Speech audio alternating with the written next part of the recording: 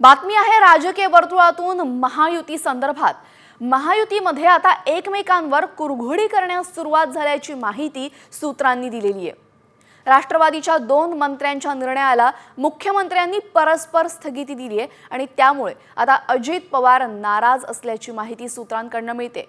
हसन मुश्रीफ यांच्याकडे वैद्यकीय शिक्षण विभागाचा पदभार आहे, तर बाबासाहेब पाटील यांच्याकडे सहकार विभागाची जबाबदारी आहे। तर राष्ट्रवादीच्या या दोन्ही मंत्र्यांनी त्यांच्या खात्याच्या निर्णयांना मुख्यमंत्री देवेंद्र फडणवीसांनी परस्पर स्थगिती दिल्याची माहिती सूत्रांनी दिलेली आहे। तर पक्षाचे प्रमुख म्हणून आपल्याशी मुख्यमंत्र्यांनी समन्वय साधायला हवा अशी इच्छा अजित पवारांनी आमदारांसमोर व्यक्त केल्याचं सुद्धा समजतंय।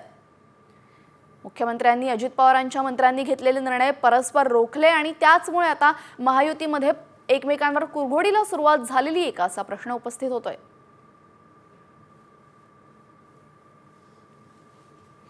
बातमी पंतप्रधान नरेंद्र मोदी यांच्या आजच्या दौऱ्यासंदर्भातली। पंतप्रधान नरेंद्र मोदी आज महायुतीच्या आमदारांचा क्लास घेणार आहेत। नौदलाच्या आंग्रे सभागृहामध्ये पंतप्रधान आणि आमदारांची बैठक होईल आणि आमदारांना घेऊन जाण्यासाठी विधान भवन परिसरामध्ये बसेस आता आलेल्या आहेत।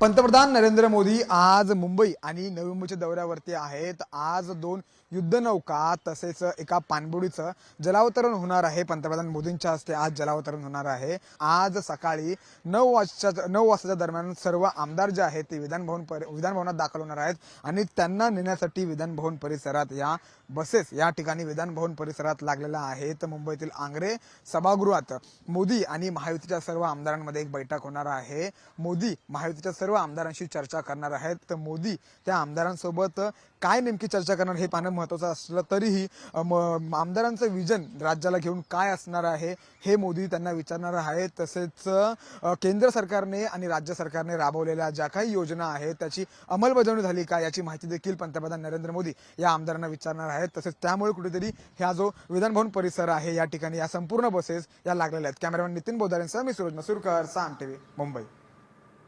तर पंतप्रधानांच्या या मुंबई दौऱ्याकडे आपली अशीच नजर असणार आहे। राज्यभरातही काही महत्त्वाच्या घडामोडी घडतायत, आपण त्याचा घेऊयात वेगवान आढावा।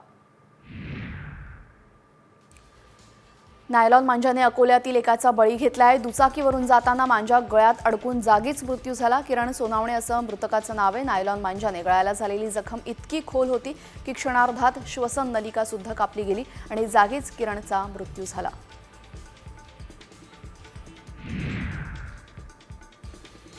संक्रांतीनिमित्त पतंग उडवण्याचा आनंद घेत असताना नायलॉनचा मांजा हा कित्येकांच्या जीवावर उठतोय।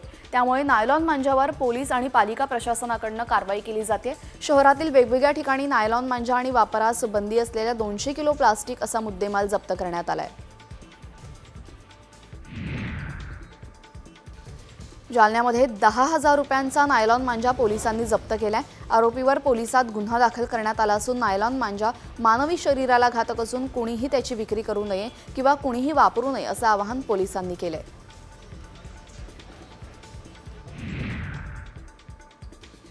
नायलॉन मांजा प्रकरणी 3 दिवसांमध्ये मुंबई पोलिसांनी 19 गुन्हे दाखल केलेले आहेत। नायलॉन मांजाची विक्री आणि वापरास बंदी असल्याने मुंबई पोलिसांनी विशेष मोहीम सुरू केली आहे।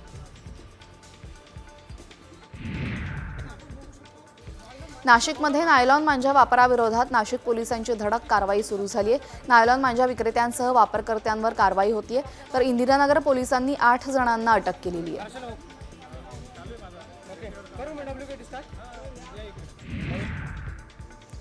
हिंगोलीत देखील एकाचा नायलॉन मांजामुळे गळा कापलाय। शेख शेरू नामक 45 वर्षीय व्यक्तीला तब्बल 22 टाके पडलेले। दुचाकीवरनं जाताना ही घटना घडली आहे। नायलॉन मांजापासून बचावासाठी पुण्यामध्ये मनसेनं अनोखा उपक्रम राबवला आहे। झाशीची राणी चौकामध्ये दुचाकींवर तारा मनसेकडनं मोफत बसवल्या जाणार आहेत। यावेळेस नायलॉनमुळे गळा चिरल्याच्या अनेक घटना आज दिवसभर घडल्या।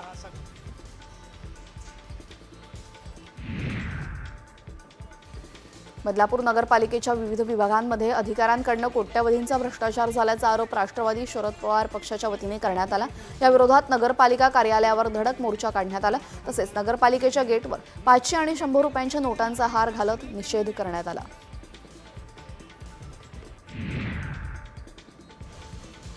Mira Bhayandar ST bus depot लवकरच नवीन आराखडा तयार करून भव्य एसटी डेपो उभारण्यात येणार आहे। तात्पुरत्या कंटेनरमध्ये कर्मचाऱ्यांची बसण्याची व्यवस्था करण्यात येणार आहे।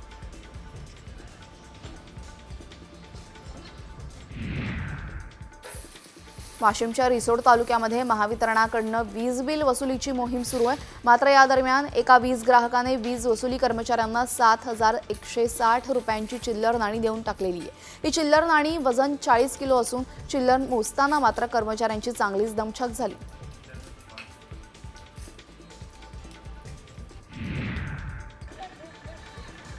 बारामतीच्या दौंड लोकवस्तीमध्ये 2 तरस प्राण्यांचा शिरकाव झाल्याने नागरिकांमध्ये भीतीचं वातावरण निर्माण झालंय।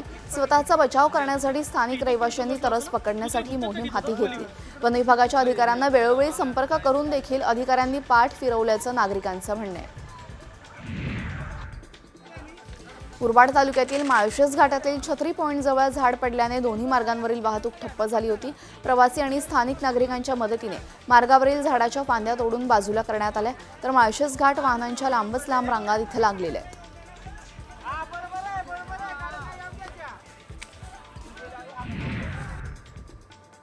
अमरावतीच्या चांदूर रेल्वे तालुक्यातील तुरीच्या गंजीला आग लागली।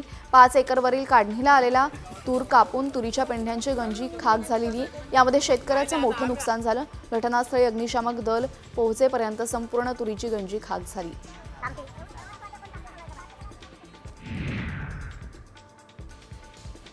नवी मुंबईतील दिघा यादवनगर इथं पहाटे आग लागली। आगीमध्ये एक रिक्षा, एक टेम्पो आणि 2 दुचाकी जळून खाक झाल्या।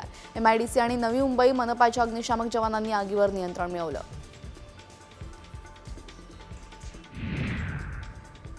संभाजीनगरात विभागीय क्रीडा संकुलाच्या 21 कोटीच्या घोटाळ्यासाठी पोलीस कोठडीमध्ये असलेल्या हर्षकुमार क्षीरसागरसह 11 आरोपींची अर्सुल कारागृहात रवानगी झाली आहे। 21 डिसेंबर रोजी संकुलातील घोटाळ्याप्रकरणी कंत्राटी लिपिक हर्षकुमारने कुटुंबातील सदस्य, मैत्रीण आणि सहकाऱ्यांच्या मदतीने हा घोटाळा केला आहे।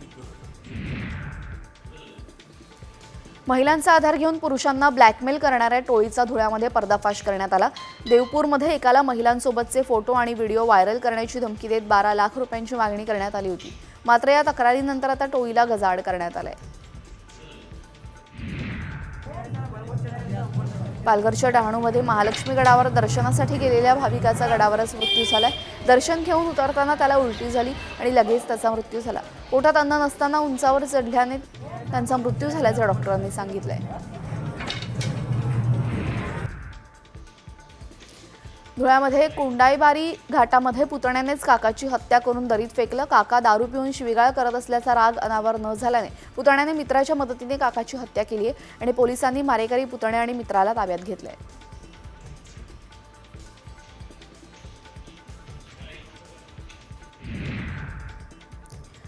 दोन 2024च्या पहिल्या 5 महिन्यांमध्ये ट्रॅक्टरवरची विक्री मंदावली होती, परंतु नंतरच्या काळामध्ये काहीशी सुधारणा दिसली। देशातून ट्रॅक्टरची निर्यात पूर्वपदावर पोहोचली आहे। भारतीय बनावटीच्या ट्रॅक्टर निर्यात संख्येमध्ये वाढ झाली आहे।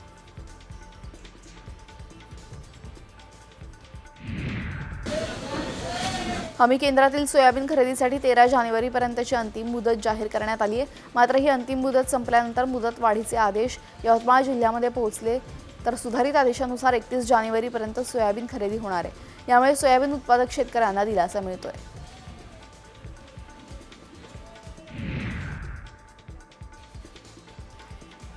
पामतेलाचे भाव वाढल्याने भारतामध्ये पामतेलाची आयात कमी होते, तर सोया तेलामध्ये आयात वाढलेली आहे। नव्या तेल विपणन वर्षामध्ये पहिल्या 2 महिन्यांमध्ये पामतेलाची आयात 24% कमी झाली आहे, तर सोया तेलाची आयात 73% वाढलेली आहे।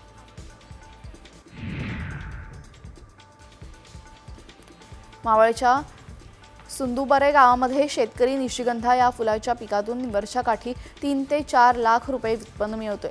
निशिगंधाचे फूल यायला 6 महिन्यांचा कालावधी लागतो। कमी क्षेत्रामध्ये जास्त उत्पादन यातून मिळू शकतं।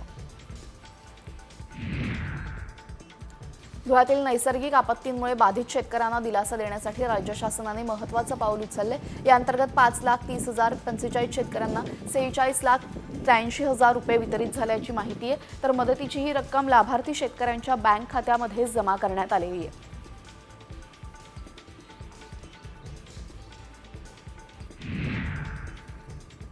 या सर्व महत्त्वाच्या बातम्यांच्या वेगवान आढाव्यानंतर आता बातमी आहे पालकांसाठी आणि विद्यार्थ्यांसाठी मोठी आणि महत्त्वाची, कारण राज्यातील सरकारी शाळांसाठी आता सीबीएसई पॅटर्न राबवला जाणार आहे। मुख्यमंत्र्यांच्या बैठकीमध्ये हा महत्त्वाचा निर्णय झालाय। तर राज्यातील शाळांमध्ये सीबीएसई पॅटर्नचा अंगीकार करून त्यामध्ये राज्याप्रमाणे आवश्यक बदल करण्यासंदर्भात मुख्यमंत्र्यांनी सूचना केल्या आहेत। 2026-27 या शालेय वर्षामध्ये सीबीएसई पॅटर्नचा वापर होणार आहे। तर राज्यामधील सर्वच शाळांमध्ये सीबीएसई पॅटर्न राबवला जाणार आहे। एक वर्ग स्मार्ट वर्ग करण्याचा निर्णय घेण्यात आलाय। शाळांना गुणवत्तेनुसार रँकिंग देणार आहे।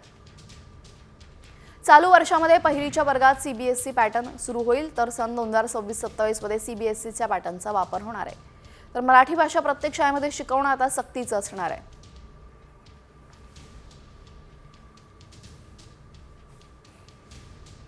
यानंतर राज्यासह देशातल्या महत्त्वाच्या बातम्यांचा वेगवान आढावा घेऊया टॉप 50च्या माध्यमातून। निलंबित ट्रेनी IAS अधिकारी पूजा खेडकरने जामिनासाठी सर्वोच्च न्यायालयामध्ये धाव घेतली आहे। खेडकरने दिल्ली उच्च न्यायालयाच्या आदेशाला आव्हान दिलेलं आहे। त्या संदर्भात सुप्रीम कोर्टामध्ये आज न्यायालयात सुनावणी होणार आहे। दिल्ली उच्च न्यायालयाने खेडकरचा अटकपूर्व जामीन अर्ज फेटाळला होता।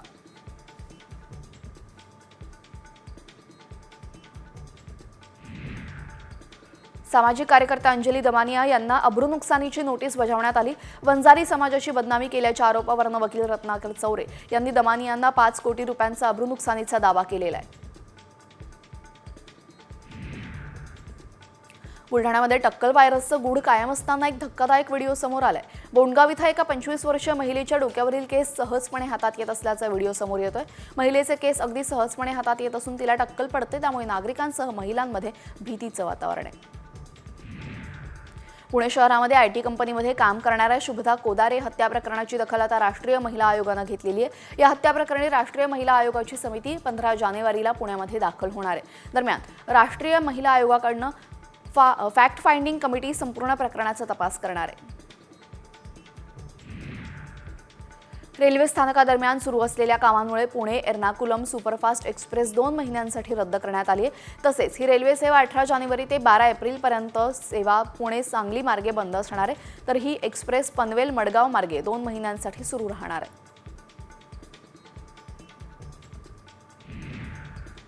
मुंबईतील घरांच्या वाढत्या मागणीच्या पार्श्वभूमीवर म्हाडा आता बांधकामाधीन असलेल्या गृहनिर्माण प्रकल्पातील सुमारे 3 ते 4 हजार घरांची लॉटरी काढणार आहे। त्यामुळे आता घर खरेदीच्या प्रतीक्षेत असलेल्या मुंबईकरांना मोठा दिलासा मिळेल।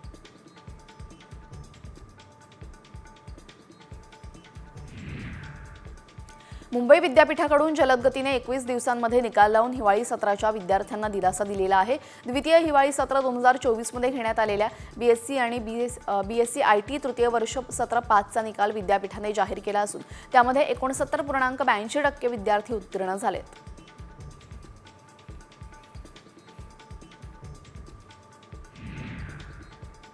मुंबईतील टॅक्सी आणि ऑटो रिक्षा संघटनांनी वाढत्या खर्चाचा दाखला देत भाडेवाढीची मागणी केलेली आहे। टॅक्सी भाडे 4 रुपये प्रति किलोमीटर तर रिक्षाचं भाडं 3 रुपये प्रति किलोमीटरने वाढवण्यासाठी संघटना आग्रही आहेत। तर भाडेवाढ झाल्यास ऑटो रिक्षाचं किमान भाडं 23 रुपयांवरून 26 रुपये होऊ शकतं, तर टॅक्सीसाठी किमान भाडं 28 रुपयांवरून 32 रुपये होईल। रुपया घसरल्याने महागाई वाढण्याची शक्यता आहे। सध्या $1ची किंमत 87 रुपये, त्यामध्ये कच्च्या तेलाच्या किमती देखील वाढलेल्या आहेत। यामुळे पेट्रोल डिझेलच्या भावामध्ये वाढ होण्याची शक्यता आहे। जळगावमध्ये सोन्याच्या दरामध्ये एकाच दिवसामध्ये 500 रुपयांची घसरण झाली आहे। सोनं 80,500 प्रति किलो तोळ्यावर आलेले आहे, तर चांदीच्या भावात देखील आठवडाभरात 2,000 रुपयांची घसरण होऊन ती 92,500 रुपये जीएसटी सह प्रति किलोने आलेली आहे।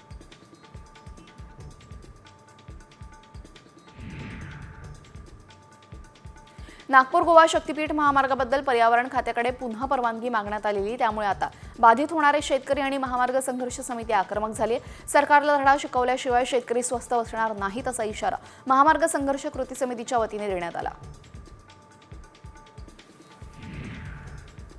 वरळीतील बीडीडी चाळीच्या इमारतीचं पाडकाम चुकीच्या पद्धतीने सुरू असल्याने नागरिकांना नाहक त्रास सहन करावा लागतोय। पाडकाम केलेल्या इमारतींचा राडारोडा रस्त्यावर येतोय, त्यामुळे आता रस्ता बंद करण्यात आलेला आहे। बीडीडी चाळींच्या पुनर्विकासाचं काम सध्या सुरू आहे।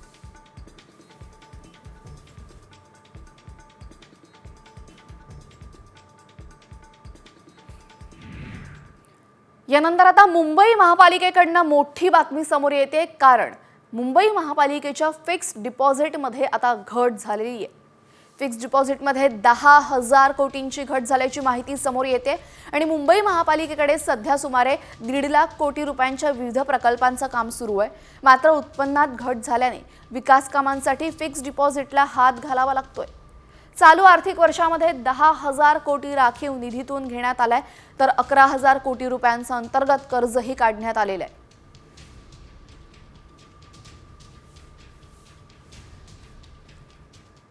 यानंतर आता महत्त्वाच्या बातम्यांचा घेऊयात वेगवान आढावा. विद्यार्थ्यांच्या कलागुणांना प्रोत्साहन देण्यासाठी सांस्कृतिक कार्य विभागातर्फे यंदापासून राज्यस्तरीय महाविद्यालयीन मराठी एकांकिका स्पर्धा होणार आहे. या स्पर्धेमध्ये तालीम, प्राथमिक आणि अंतिम अशा 3 फेरी असतील. या स्पर्धेतून नवे कलाकार उदयाला येतील असा विश्वास सांस्कृतिक कार्यमंत्री आशिष शेलार यांनी व्यक्त केला. पुण्यातील पिंपरी चिंचवडमध्ये 5 जानेवारी 2024 रोजी 100व्या अखिल भारतीय मराठी नाट्य संमेलनाचा शुभारंभ करण्यात आला. त्यानंतर भारतीय संमेलनाने सुरू झालेली ही संमेलनं संपल्यानंतर मुख्य नाट्य संमेलनाच्या सांगता सोहळ्याचं नियोजन होतं. अद्याप त्याला मुहूर्त मिळालेला नाही. आता हा सोहळा एप्रिलमध्ये होणार असल्याची माहिती मिळते. सागरी किनारा मार्गालगत अमरसन्स उद्यानाजवळ भूमिगत वाहनतळ बांधण्याचा प्रकल्प महापालिका प्रशासनानं अखेर रद्द केलेला आहे. ब्रीच कँडी येथील रहिवासी संघटनेच्या विरोधामुळे प्रशासनानं अखेर माघार घेतली. मात्र या ठिकाणी मोठ्या प्रमाणावर खोदकाम केल्यामुळे कंत्राटदाराला त्याचे अधिदान करावे लागणार आहे. मुलुंड येथील डम्पिंग ग्राउंडवरील फक्त 50% कचऱ्यावर प्रक्रिया झाल्यानं हे डम्पिंग ग्राउंड बंद होण्यासाठी आता आणखीन काही महिने वाट पाहावी लागणार आहे. त्यातच डम्पिंग ग्राउंड बंद करण्याची मुदत उलटून गेल्याने कचरा प्रक्रियेला विलंब लावणाऱ्या कंत्राटदारांवर दंड लावण्याचा निर्णय पालिकेनं घेतलेला आहे. इंधनाचे वाढलेले दर आणि वाहन वापरात होणाऱ्या खर्चात बचत होत असल्याने इलेक्ट्रिक वाहनांकडे पुणेकरांचा ओढा वाढलेला आहे. त्या तुलनेमध्ये चार्जिंग स्टेशनची संख्या सुद्धा वाढते. दरम्यान ईव्हीच्या विक्रीमध्ये दुचाकींना सर्वाधिक मागणी, त्यानंतर 4 चाकींना मागणी आहे. विक्रोळी मेट्रो 6 मार्गिकेचं काम 77% पूर्ण झालेले, मात्र अद्यापही मेट्रोच्या कारशेडच्या जागेचा पत्ता नसल्याची स्थिती आहे. त्यामुळे मेट्रो प्रकल्प रखडल्यानं 2026 मधील नवी डेडलाईन सुद्धा हुकण्याची चिन्ह आहेत. संजय गांधी राष्ट्रीय उद्यानामध्ये दुरुस्तीच्या नावाखाली भ्रष्टाचार होत असल्याचा आरोप महाराष्ट्र वन कर्मचारी संघटनेच्या जॉनी बाईक यांनी केलेला आहे. बोरिवली पूर्वेमध्ये नॅशनल पार्कमध्ये मुख्य गेटच्या दुरुस्तीचं काम निकृष्ट दर्जाचं झालेलं आहे आणि बांधकाम करताना उच्च न्यायालयाच्या निर्देशांचं खुलेआम उल्लंघन होत असल्याचा आरोप त्यांनी केलाय. नांदेडच्या महाविहार बावरीनगर दाभाडमध्ये अखिल भारतीय बौद्ध धम्म परिषद सुरू आहे. परिषदेचा आजचा दुसरा दिवस आणि शेवटचा दिवस. धम्म परिषदेमध्ये देश विदेशातील बौद्ध भिक्खू सहभागी झालेत.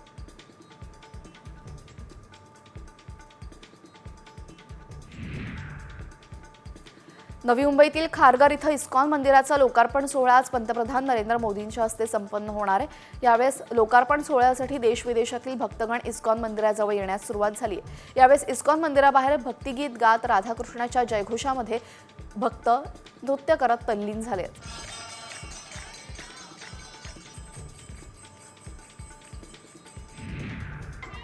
पौर्णिमेनिमित्त जेजुरीमध्ये मानाच्या शिखरी काठीची देवभेट झाली. अनेक वर्षांपासून खैरे यांच्या काठीशी शिखर भेट घेण्याची परंपरा आहे. दरवर्षी पौष पौर्णिमेला ही काठी जेजुरी गडावर येत असते.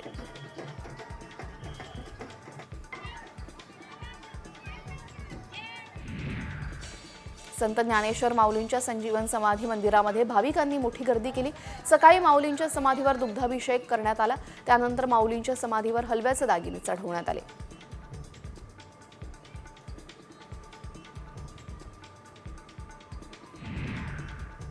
बातमी आहे नवी मुंबईतून काँग्रेस मुख्यालयासंदर्भातली, कारण काँग्रेस मुख्यालयाचाही पत्ता आजपासून बदलणार आहे. भाजपाच्याच धर्तीवर दिल्लीमध्ये काँग्रेसचं नवं राष्ट्रीय मुख्यालय उभं केलेलं आहे. जवळपास 45 वर्षांनंतर दिल्लीमधल्या काँग्रेस मुख्यालयाचा पत्ता बदलतोय. 24 अकबर रोडवरनं आता 91 कोटला रोड या काँग्रेस मुख्यालयाचा पत्ता असेल, तर इंदिरा भवन असं या मुख्यालयाचं नामकरण करण्यात आलेलं आहे. काँग्रेसच्या नव्या मुख्यालयाचं आज उद्घाटन होणार आहे.